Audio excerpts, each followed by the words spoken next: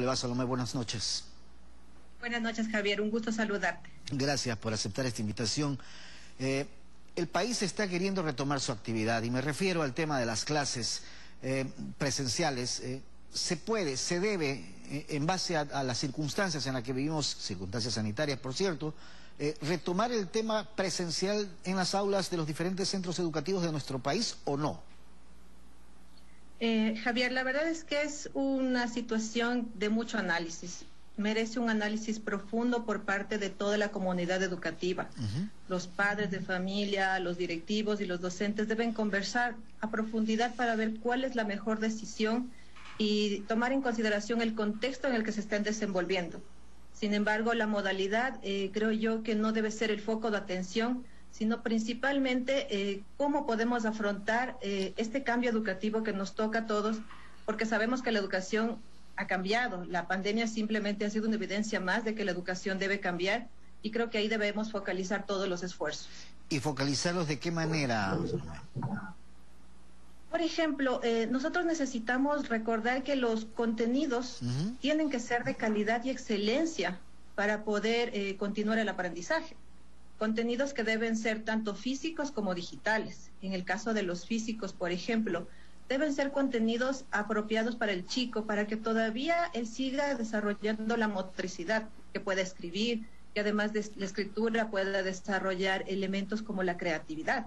En el caso de plataformas, por ejemplo, debemos tener y contar plataformas que le ayuden al niño a desarrollar sus actividades, pero que sobre todo al docente le den información de si el niño aprendió, cómo aprendió, y sobre eso él pueda ir dosificando y creando nuevas estrategias o metodologías para que el niño efectivamente se produzca el aprendizaje. Hay que recordar que el niño de hoy no es igual que el niño como nosotros estudiamos. Correcto. Ellos necesitan otros elementos necesarios y por eso se hace evidente el cambio educativo. Pero sí se han presentado algunos cuestionamientos y en realidad yo creo que nuestro país, al igual que muchos otros países del mundo, no estábamos preparados para las clases digitales. Y entonces hoy se ha convertido en un tema de simplemente establecer una plataforma y darle al estudiante, inclusive desde el más pequeño, situaciones que no tienen nada que ver con una pedagogía adecuada.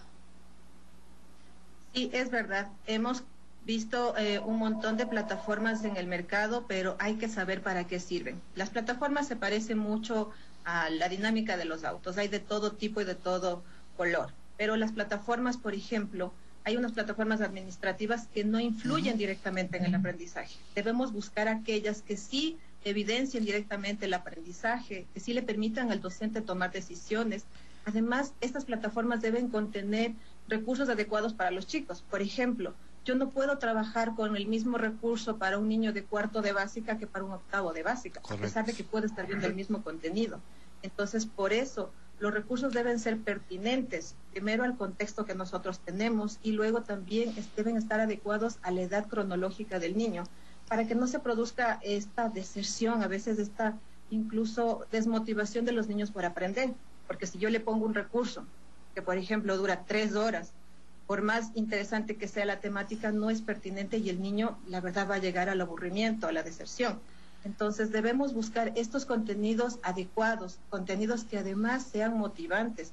Los docentes, lastimosamente, les hemos dejado sin estos recursos y muchos los han tenido que crear o ver en el Internet, pero no es así. Creo que ahí los directivos tienen que hacer mucho hincapié en buscar contenidos de excelencia, de actualidad, que les permitan a los docentes, en cambio, profundizar y dinamizar a través de metodologías activas. Una metodología que se puede implementar en estos momentos de Split Classroom o clase inversa, que es una gran propuesta metodológica, pero lastimosamente no se ha visto todavía desarrollada porque le falta recursos al docente. Ahora, si la falta de recursos a los docentes en nuestro país genera una situación también de poca pedagogía hacia el estudiante, no es el mecanismo de anda a internet, averigua y copy-paste, como se dice en el argot tecnológico, y tráeme el deber. Efectivamente, por eso debemos de ayudarle al docente también con capacitación.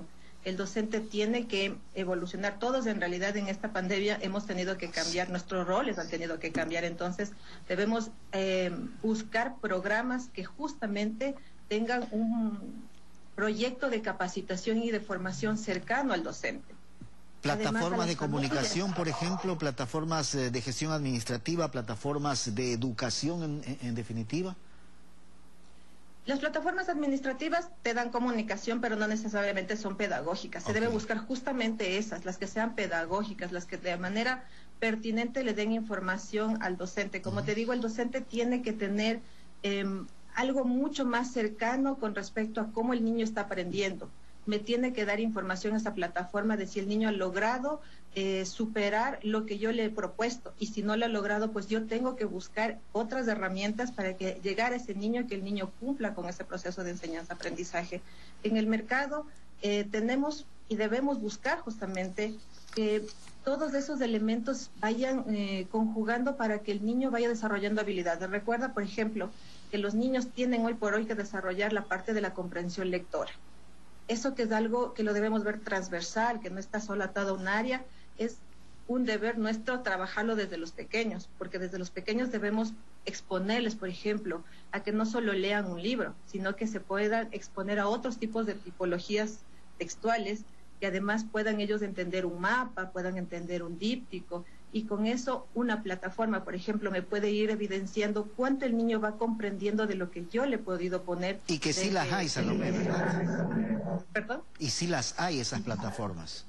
Sí las hay. Por eso digo, los directivos y los docentes tenemos que estar juntos en esto, garantizar de que al niño le estamos dando este material pertinente, y con eso, de cara a los papás, también tranquilizarlos de que el aprendizaje se está produciendo, y más allá del contenido, estamos desarrollando habilidades que al chico le van a servir para la vida, habilidades como la creatividad, la innovación. Al docente, por ejemplo, le decimos que trabaje de manera cooperativa con los chicos, pero no le damos materiales.